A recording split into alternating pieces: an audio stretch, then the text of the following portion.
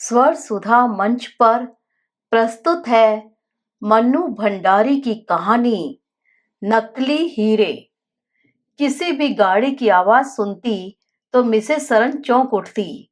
उनकी इस अधीरता को लक्ष्य करके पास बैठी मिसेस गुजराल ने कहा, बड़ी बेचैनी से इंतजार कर रही हो बहन का। क्यों? नहीं तो बेचैनी कैसी? और फिर अपने को भरसक स्वाभाविक बनाने के लिए सारा ध्यान हाथ की सलाइयों पर केंद्रित करके स्वर में जरा लापरवाही का पुट देकर बोली, सोच रही थी मैं खुद उसे लेने स्टेशन नहीं गई। इस बात का उसे बुरा जरूर लगेगा, पर भाई कुछ भी हो, अपनी प्रेस्टीज और पोजीशन का कुछ तो ख्याल रखना ही पड़ता है। अब नौकर ड्राइवर सबके सामने वह थर्ड क्लास से उतरती या सेकंड में से ही उतरती, मुझे तो बड़ा ऑकवर्ड लगता। किसी कार की घर से उनका वाक्य अधूरा ही रह गया। न चाहते हुए भी उनका ध्यान उधर चला ही गया। वह आ रही है, यही बड़ी बात समझिए। नहीं तो एक बार जब संबंधों में तनाव आ जाता है तो गुजराल का इस प्रकार उनकी पोजीशन को अहमियत न देकर बहन के आने को अहमियत देना शायद उन्हें जरा भी बर्दाश्त नहीं हुआ। सो बात को बीच में ही काटकर बड़ी ठसक से बोली, आएगी क्यों नहीं? बुलाने पर तो वह 10 बार आएगी और सिर के बल आएगी। संबंध भी कौन उसने तोड़े थे? वह तो हम लोगों ने ही तोड़ लिए थे। पर जब इन गर्मियों में पापा ने ही उसे अपने यहाँ बुला लिया तो मैंने भी सोचा, लाओ मैं भी बुला ही लूं। महीना 20 दिन सुख में ही काट जाएगी बेचारी। सलाइयों पर चलते हाथ थामकर उन्होंने एक बार बड़ी उड़ती सी नजर गुजराल के चेहरे पर डाली, शायद अपनी बात की प्रतिक्रिया जानने के लिए, और फिर नजरें अपने ताने बाने पर जमाती हुई बोली, 15-16 साल की उम्र में तो ऐसी बेवकूफी करते लड़कियों को देखा है, पर यूं पढ़ लिख कर समझदार होकर अपनी जिंदगी के साथ खिलवाड़ करते नहीं देखा। बड़े बड़े रजवाड़ों से तो इसके लिए संबंध आए थे। उन सबको छोड़कर पापा को इतना शौक लगा कि बेचारे आधे रह गए, और एक ठंडा निश्वास छोड़कर वे जरा रुकी। गुजराल में हजारों बार की सुनी इस राजे रजवाड़ों वाली गाथा को सुनने का धैर्य नहीं था, और वह जानती थी कि यदि रोका नहीं गया तो अभी यह सरन उन सारी रियासतों के नाम और स्थिति का विस्तृत वर्णन भी आरंभ कर देगी। इसलिए सारी बात पर विराम चिन्ह सा लगाती हुई कुछ उत्साह भरे स्वर में वे बोली, अरे अब कहाँ के राजा महाराजा और कहाँ के रजवाड़े, सब खत्म हुए। और जात पात को भी अब कौन मानता है? आजकल तो यह आम बात हो गई है। सरन बुरी तरह कट गई। जात पात को तो हम भी नहीं मानते, पर आदमी की पोजीशन भी तो कुछ होती है। कहाँ पापा एक बड़ी स्टेट के एक्स प्राइम मिनिस्टर और कहाँ एक फटीचर कॉलेज में पढ़ाने वाला। 500 रुपए तो यह अपने जेब खर्च के लिए लेती थी, और अब इतने में सारी गृहस्थी चलानी पड़ती होगी। प्रेम का सारा नशा हवा हो गया होगा। रो रही होगी अपनी किस्मत को। गुजराल घड़ी देखकर उठती हुई बोली, अब तो आती ही होगी। मैं चली। शाम को हो सके तो क्लब लेकर आना, वहीं मुलाकात करेंगे। और बिना उत्तर की प्रतीक्षा किए वह मुड़कर पीछे के दरवाजे से चली गई। सब जलती है कमबख्त, सरन बुदबुदाई। तभी लाल बजरी की सड़क पर तैरती हुई एक बड़ी गाड़ी पोर्टिको में आकर खड़ी हो गई।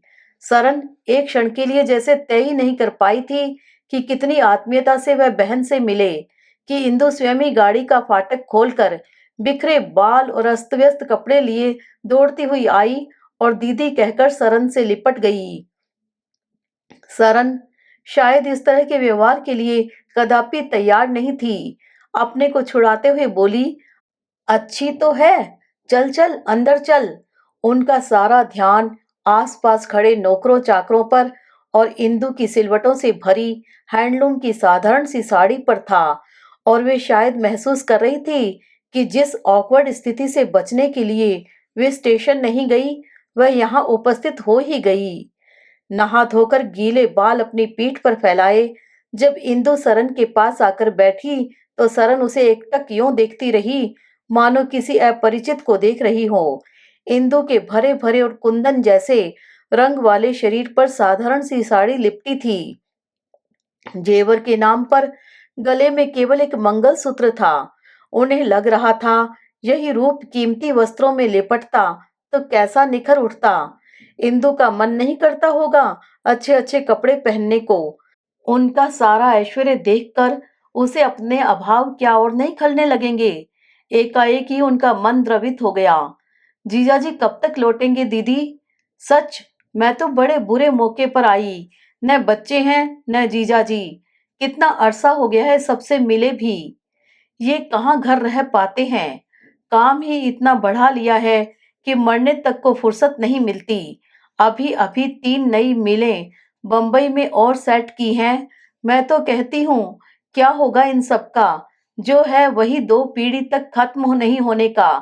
पर ये माने तब न। फिर एकाएक ही प्रसंग बदलकर बोली, तेरे पतिदेव कैसे हैं?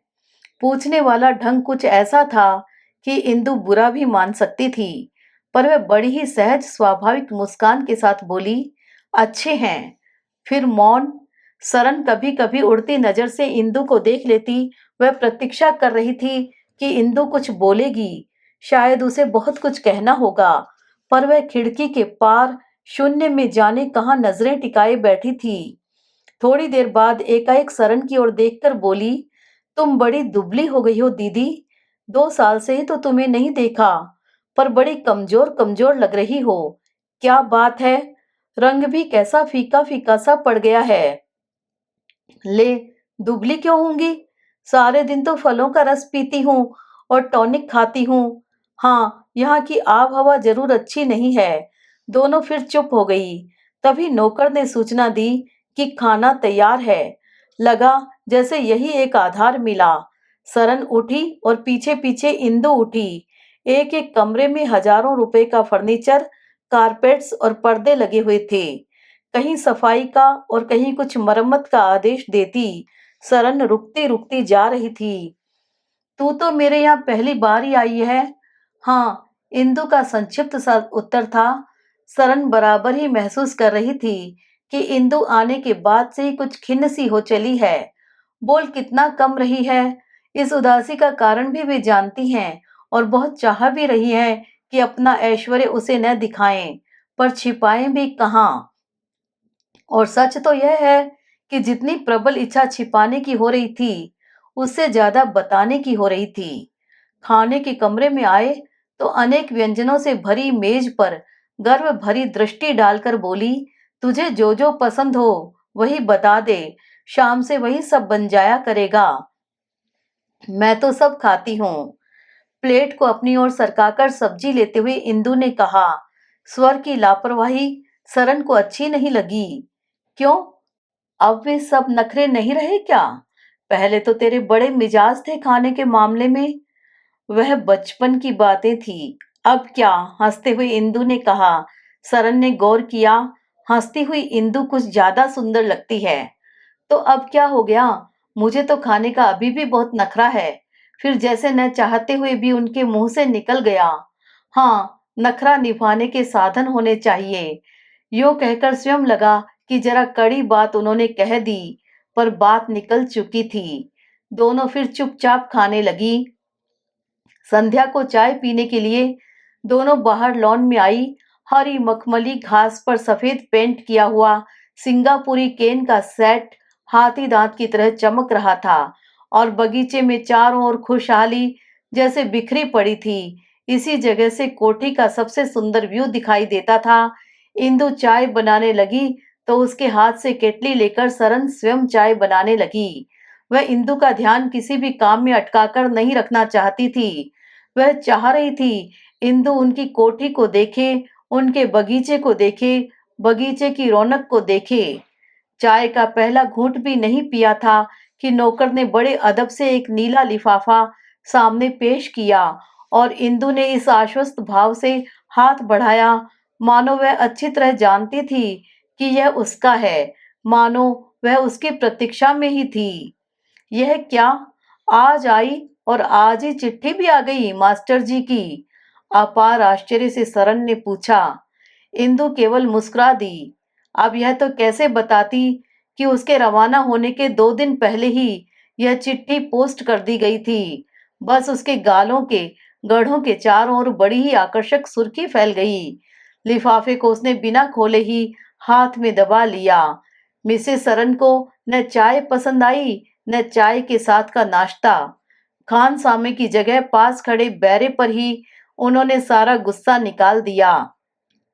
उनकी मित्र मंडली में से 2-3 के टेलीफोन आए कि बहन को लेकर क्लब आओ, पर उन्होंने सबको यही जवाब दिया कि आज वह थकी हुई है, कल लेकर आऊंगी। आज वे चाह रही थी कि इंदु के पास बैठकर कुछ बातें करें।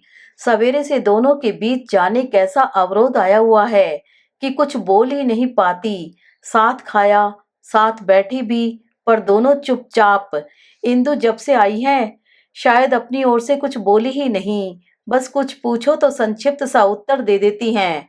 बोलेगी भी क्या बेचारी, महसूस तो करती ही होगी कि बोलने लायक वह रही ही कहाँ। कोई बात नहीं, वे ही बोलेंगी। लाख गलती कर बैठे, है तो आखिर छोटी बहन ही। माँ के मरने के बाद जब तक वह हॉस्टल नहीं चली गई थी, उन्होंने ही उसकी सबसे ज्यादा देखभाल की थी।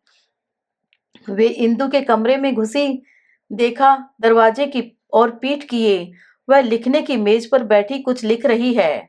पास पहुंचकर देखा, सामने एक पत्र खुला पड़ा है और वह पैड पर कुछ लिख रही है, शायद पत्र का उत्तर। दीदी को आया देख पैड बंद करती हुई बोली, आइए दीदी बैठिए। सरन पलंग पर बैठ गई। इंदु ने अपनी कुर्सी घुमा ली। कुछ देर तक फिर एक विचित्र सा मौन छाया रहा। इंदु, बहुत ही स्नेह सिक्त स्वर में सरन बोली। इंदु ने अपनी बड़ी बड़ी पलकें उठाकर नजर सरन के चेहरे पर जमा दी। सवेरे से तुझसे तो कोई बात ही नहीं हुई। क्या करूं, इतना बड़ा घर और देखभाल करने वाली मैं अकेली, जिधर न देखूं उधर ही अंधेर। इंदु थोड़ा सा मुस्कुरा दी, मानो कह रही हो कि बात न कर पाने की उसे कोई शिकायत नहीं। देख रही हूं तू भी बहुत बदल गई है, बहुत चुप रहने लगी है। लगता है जैसे अंदर ही अंदर कहीं कोई। आगे सरन से कुछ कहा न गया। कौन? मैं? नहीं तो, इंदु ने उत्तर दिया। साल भर तक गुस्से में हम लोगों ने तुझसे संबंध तोड़ लिए, यही समझ ले हमारे संस्कार थे। पर ये खून के संबंध भी कभी यूं टूटते हैं भला? लेकिन लगता है कि तू अभी भी मान ही किए बैठी है। इंदु सरन को यूं देख रही थी मानो समझ ही नहीं रही हो कि यह सब किस बात की भूमिका हो सकती है। अपने सुख दुख की बात हमसे नहीं कहेगी तो किससे कहेगी? कैसा सुख दुख? मैं तो बहुत खुश हूँ, इंदु ने मुस्कुराते हुए कहा। पर सरन को लगा कि यह मुस्कुराहट भी निर्जीव है। खुश शब्द का भी केवल उच्चारण भर किया है, मन में कहीं खुशी नहीं है। स्वर को और कोमल बनाकर बोली, देख, बाहर वालों के सामने तो ढकना ही पड़ता है, हम भी ढकते हैं, पर अपनों से कैसा दुराव। फिर कुछ रुककर बोली, पापा ने लिखा था कि 15 दिनों के लिए उनके पास गई तो मास्टर जी ने 5 दिन में ही बुला लिया। कहीं आने जाने की छूट भी नहीं देते हैं शायद। सरन बड़े गौर से इंदु की ओर ही देखे जा रही थी, कहीं तो आकर वह खुले। इंदु उसी प्रकार मुस्कुराती हुई बोली, अरे वह तो हमारी एक जरूरी मीटिंग थी, इसलिए जाना पड़ा, नहीं तो मुझे सभी प्रकार की छूट है। पैसे की तकलीफ भी कम नहीं होगी। कैसे तू घर चलाती होगी, कैसे क्या करती होगी? उसके अनालंकृत शरीर पर नजर दौड़ाते हुए सरन ने कहा, तू चाहे न मान इंदु, पर बच्चों का जितना हित माँ बाप देखते हैं, कौन देख सकता है भला? हम तीनों बहनों के संबंध पापा ने किए और भगवान का दिया सभी सुख आज हमारे पास है। वे अनुभवी होते हैं, आदमी की परख उनको होती है, जानते हैं कहाँ और किसके साथ उनकी संतान सुखी रह सकती है। मेम साहब, टेलीफोन है। किसका? सुरजीत मेम साहब का। बोला जरूरी काम है। अच्छा, चलो आते हैं। और एक भरपूर नजर इंदु के चेहरे पर डालकर वे चली गई। मन में संतोष था, आज अच्छी खासी भूमिका हो गई, कल तक इंदु अपने आप खुल जाएगी। रात में सोने से पहले उन्होंने एक बार फिर इंदु के कमरे की ओर झांका। वह वैसे ही दरवाजे की ओर पीठ किए कुछ पढ़ या लिख रही थी। अभी भी पत्र ही चल रहा है क्या? बिना इंदु के कमरे में घुसे वह अपने कमरे में चली गई और बत्ती बुझाकर सो गई। रात बड़ी देर तक इंदु के कमरे से प्रकाश छन छन कर आता रहा। वे सोचती रही, क्या कर रही है वह बैठी बैठी, क्या लिखते होंगे ये पत्रों में। विवाह को इतने वर्ष हो गए, उन्होंने तो कभी पत्र नहीं लिखे। क्लब जाने के लिए जब सरन और इंदु गाड़ी में बैठी तो इंदु ने शायद पहली बार अपनी ओर से प्रश्न किया, कैसा क्लब है दीदी, क्या क्या होता है वहां? उसका ध्यान सरन के गहनों, भड़कीले वस्त्रों और गहरे मेकअप पर था। अरे क्लब क्या, यहाँ का सबसे अच्छा रेस्तरां है। हम 8-10 फ्रेंड्स 4 बजे से 6 बजे तक के लिए यहाँ इकट्ठी हो जाती हैं। बस गपशप खाना पीना चलता है, अच्छा समय बीत जाता है। लाल बत्ती हो जाने से गाड़ी खड़ी हुई और मौका पाते ही एक भिखारिन खिड़की में से सिर घुसाकर गिड़गिड़ाने लगी। सरन ने भौएं चढ़ाकर उसे झिड़का और खिड़की का कांच चढ़ाकर पर्स से सेंटेड रुमाल निकाल नाक पर रख लिया। फिर इंदु से पूछा, तुम्हारे नागपुर की सोशल लाइफ कैसी है? क्या एक्टिविटीज रहती है तुम लोगों की? बस यूं ही, कोई खास नहीं। फिर वही छोटा सा उत्तर। मोकेम्बो के सामने गाड़ी रुकी तो आगे आगे सरन और पीछे पीछे इंदु उतरी। दरवाजे पर खड़े वर्दीधारी दरबान ने अटेंशन की स्थिति में खड़े होकर तपाक से सलाम ठोका और दरवाजा खोलकर खड़ा हो गया। साड़ी की पटलियों को ठीक करके सरन 2 सीढ़ियां चढ़ी और गर्दन को हल्का सा झटका देकर अंदर घुस गई। देखा, अंदर सारी मजलिस जम चुकी थी और किसी बात पर बड़े जोर का ठाका लग रहा था। इनको आते देखकर एकाएक ही चुप हो गई। सरन को लगा जैसे बात उन्हीं को लेकर हो रही थी, तभी तो सब यूं चुप हो गई। उस दिन की पार्टी की होस्टेस सुरजीत कौर ने खड़े होकर इंदु का स्वागत किया। सबकी नजरें भी उसी पर जमी थी। सरन ने बड़े औपचारिक ढंग से सबसे परिचय करवाया। बीना और निक्की को देखकर उनका मन कुछ भारी हो आया। वे दोनों बहुत ही कम आती हैं और जब भी आती हैं कुछ न कुछ ऐसी बात अवश्य हो जाती है कि सरन का मूड बिगड़ जाता है। सरन अच्छी तरह जानती है आज इंदु की बात सुनकर ही दोनों आई हैं और एकाएक ही उनका ध्यान इंदु की साधारण सी नागपुरी साड़ी और अनालंकृत रूप पर चला गया। उन्होंने इंदु से कितना कहा था कि उनसे लेकर कोई अच्छी साड़ी पहन ले, कुछ जेवर पहन ले। यहाँ सब बड़े बड़े घर की कल्चर्ड औरतें जमा होंगी, पर वह भी अपनी जिद पर अड़ी रही। यह भी उसका अपना इन्फीरियरिटी कॉम्प्लेक्स है। अच्छा है, अब बने सबके बीच मजाक की पात्री। उनका क्या है, वे भी सबके साथ मिल जाएंगी। गलती उसने की है तो वे कहाँ कहाँ से बचाती फिरेंगी। फिर सबकी ओर उन्होंने नजर डाली जिन्होंने काफी मामूली कपड़े पहन रखे थे। वे भी इंदु की साड़ी से बहुत बढ़िया थे। सुरजीत ने मीनू कार्ड इंदु की ओर बढ़ाते हुए कहा, बोलिए आपके लिए क्या मंगवाया जाए? कार्ड पर सरसरी सी नजर डालकर इंदु ने कहा, पाइनएप्पल जूस। और सरन, तुम क्या लोगी? जो तुम खिला पिला दोगी। हम तो हमेशा होस्टेस की मेहरबानी पर जिंदा रहते हैं। और सरन अपनी ही बात पर हंस पड़ी। बीना ने कांटे पर आलू चाप के टुकड़ों को बड़े कौशल से संभालते हुए कहा, तुम्हें नहीं पता सुरजीत, मिसेस सरन तो सरन साहब की अनुपस्थिति में एकदम वैरागिन हो जाती हैं। कुछ भी खिला पिला दो बिचारी को। लो, अच्छी याद दिलाई, निक्की बोली और पास बैठी बीना के कंधे को अपने कंधे का हल्का सा धक्का देकर बोली, आपके लिए खुशखबरी है मिसेस सरन। मिसेस सरन एक तो बीना और निक्की की किसी भी बात में शरीक होना नहीं चाहती थी। दूसरे उनका ध्यान इस समय इंदु की ओर चला गया था, जो गुजराल से हंस हंसकर बातें कर रही थी। कल से चुप रहने वाली इंदु आखिर गुजराल से क्या बातें कर रही होगी? पर निक्की थी कि खुशखबरी सुनाकर ही मानी और आवाज को इतना बुलंद करके बोली कि अपने ही खाने और अपनी ही बातों में व्यस्त मजलिस के हर व्यक्ति के कानों तक वह पहुंच जाए। अनीता आज रात के प्लेन से बंबई जा रही है। सरन साहब के पास कोई संदेशा भिजवाना हो तो भिजवा दीजिए। और वह होठों ही होठों में बड़े व्यंग्यात्मक ढंग से मुस्कुरा दी। सरन ने सभी के चेहरों पर वैसे ही दबी दबी मुस्कुराहट देखी तो बुरी तरह कट गई। उतने ही तेज स्वर में बोली, खुशखबरी के लिए धन्यवाद निक्की, पर यहाँ तो ऑफिस से हर तीसरे दिन आदमी जाता है। अभी कल ही साहब ने बंबई से यह साड़ी भेजी है। पहनी हुई साड़ी की ओर संकेत करके उन्होंने कहा, पर तभी जाने कैसे उनके हाथ के प्याले से थोड़ी सी कॉफी छलक कर साड़ी पर गिर पड़ी। आय हाय, साड़ी बिगड़ गई।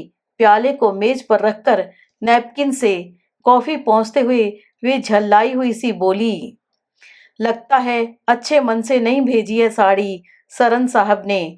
देखो न, आते ही खराब हो गई।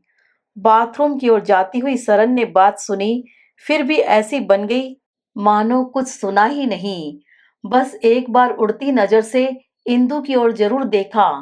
सरन साड़ी धोकर निकली तो फिर बैठी नहीं, सुरजीत की ओर देखकर बोली, आज चलेंगे। इंदु को कलकत्ता भी घुमाना है, कुछ जगह मिलाना जुलाना भी है। फिर इंदु की ओर देखकर उठने का संकेत किया। किसी ने रुकने का आग्रह भी नहीं किया। सुरजीत कौर दरवाजे तक छोड़ने आई। गाड़ी में बैठी तो सरन का मूड बुरी तरह ऑफ हो रहा था। अपने आप को बड़ा कल्चर्ड समझती हैं, बदतमीज कहीं की। सबकी सब जलती हैं। हम सब बराबरी के ही तो थे, पर सरन साहब इतना आगे बढ़ गए, मिलों पर मिलें खोलते जा रहे हैं, तो यूं उल्टी सीधी बातें करके बदनाम करती हैं। और भी न जाने क्या क्या वे बोले चली जा रही थी, पर शायद उन्हें खुद नहीं मालूम था कि यह सब कहकर वे इंदु के सामने सफाई पेश कर रही हैं या अपने मन को तसल्ली दे रही हैं। घर पहुंचे तो नौकर ने कल की तरह का एक नीला लिफाफा लाकर इंदु के सामने पेश कर दिया। यह क्या, आज फिर चिट्ठी? तेरे मास्टर जी के पास सारे दिन चिट्ठियां लिखने के सिवाय और कोई काम ही नहीं है क्या? उसी झल्लाहट में वे कह गईं। इंदु ने कोई जवाब नहीं दिया, बस चिट्ठी लेकर अपने कमरे में चली गई। खाना खाने के बाद मिसेस सरन ने कई बार सोचा कि इंदु के कमरे में जाएं, कल की अधूरी बातों का सिलसिला जोड़ें, पर गई नहीं। 3 दिन और बीत गए। सरन ने इंदु को कलकत्ते के सारे अच्छे रेस्तराओं में घुमाया, दर्शनीय स्थान दिखाए, कलकत्ता क्लब दिखाया। जहां जहां सरन ले गई, इंदु गई, पर बातचीत दोनों में विशेष नहीं हो पाती। साथ रहकर भी सरन बराबर एक दूरी सी महसूस कर रही थी, एक विचित्र तनाव सा महसूस कर रही थी। इंदु की ओर से तो शायद वैसा कोई प्रयत्न भी नहीं था। खाली समय में वह किताब लेकर अपने कमरे में बैठी रहती।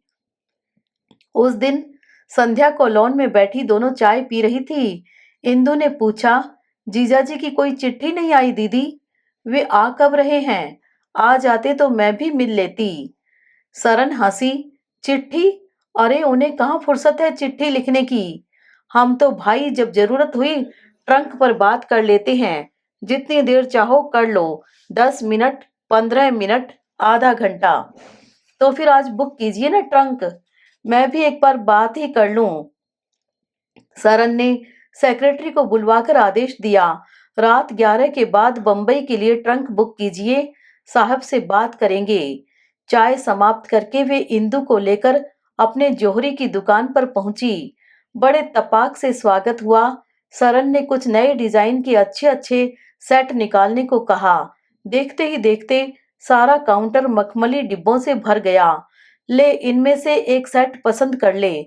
सरन ने सामने फैले जगमगाते हुए डिब्बों की ओर संकेत करके कहा। सेठ जी एक के बाद एक डिब्बे खोलते ही चले जा रहे थे, और उनके मतानुसार हर सेट अपनी तरह का अनोखा सेट था। कौन, मैं? कुछ आश्चर्य से इंदु ने पूछा।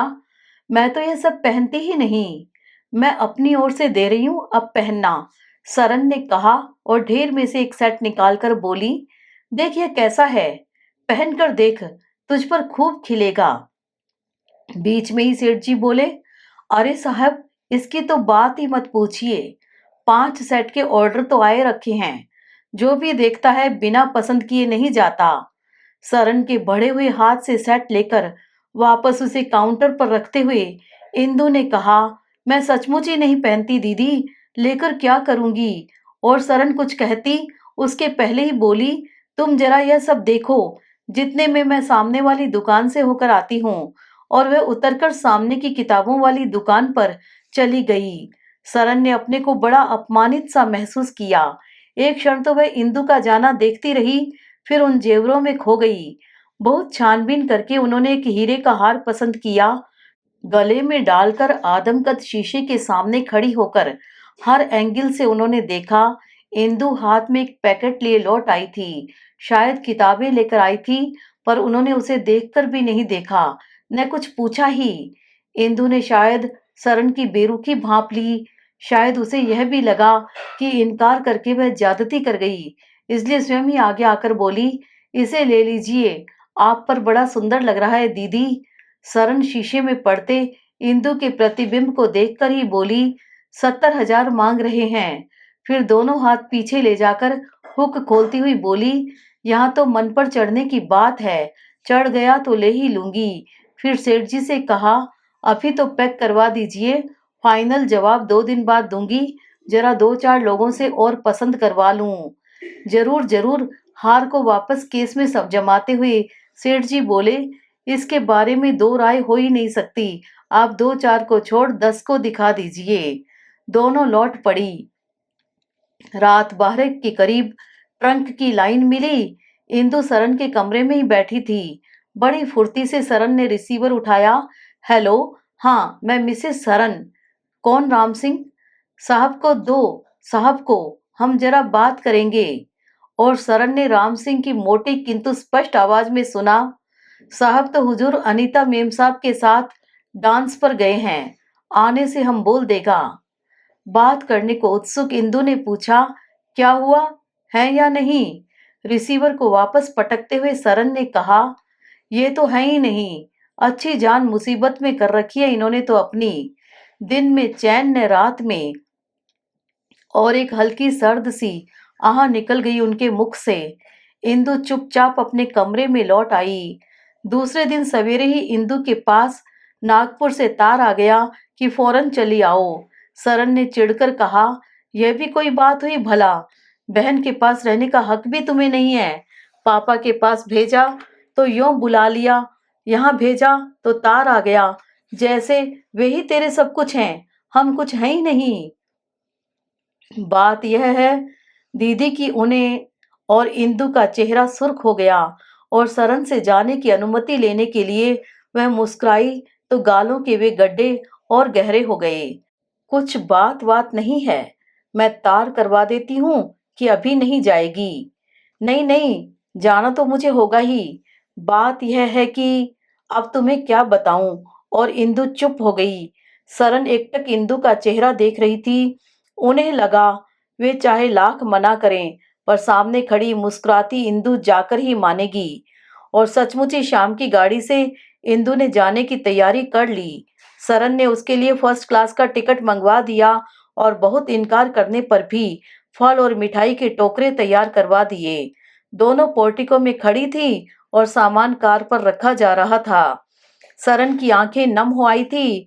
बड़े ही स्नेह भरे स्वर में वे बोली, देख इंदु, कभी भी किसी चीज की जरूरत हो तो निसंकोच भाव से लिखना। हम लाख बुरे हों फिर भी तेरे अपने ही हैं। आप भी कैसी बातें करती हैं दीदी। आप लोगों से नहीं कहूंगी तो किससे कहूंगी भला? आप लोगों के सिवाय मेरा है ही कौन? इस बार इंदु का स्वर भी भर्रा गया। इंदु की छोटी सी अटैची और एक टोकरी को लिए नौकर उतर रहा था कि जाने कैसे उसका पैर फिसल गया और दोनों चीजों सहित वह नीचे जाकर चारों खाने चित हो गया। ड्राइवर ने नौकर को संभाला। अर्दली ने लुढ़कती हुई टोकरी को। अटैची खुल गई थी और उसका सामान इधर उधर बिखर गया था। सामान के साथ ही 4-5 नीले लिफाफे भी फरफराकर इधर उधर बिखर गए। सरन एकाएक उन लिफाफों को ही देखती रही। इंदु ने जल्दी से झुककर सारा सामान वापस अटैची में भर दिया और होठों पर मुस्कुराहट और आंखों में आंसू लिए अंतिम बार हाथ जोड़कर गाड़ी में बैठ गई। गाड़ी इंदु को लेकर चली गई। जब तक गाड़ी आंखों से ओझल नहीं हो गई, तब तक सरन एकटक उस ओर ही देखती रही। फिर एक निश्वास छोड़कर भारी कदमों से लौट आई। कुछ देर तक वह निरुद्देश्य सी इस कमरे से उस कमरे में घूमती रही। फिर अपने कमरे में आकर सेफ खोला तो सामने ही कल वाला हीरे का हार रखा दिखाई दिया। उन्होंने उसे निकाल लिया और खोलकर देर तक उसे इधर-उधर करके देखती रही। एकाएक ही उन्हें लगा, इन हीरों में तो चमक ही नहीं, ये तो नकली हैं। कल जौहरी उनके साथ धोखा कर गया। इतने विश्वास का जौहरी और धोखा? कल जाने कैसे उन्हें भ्रम हो गया। उन्होंने एक बार फिर गौर से देखा, नहीं नहीं, ये हीरे नहीं हो सकते, इतने फीके और मंदे, बिल्कुल सादे कांच के टुकड़ों की तरह।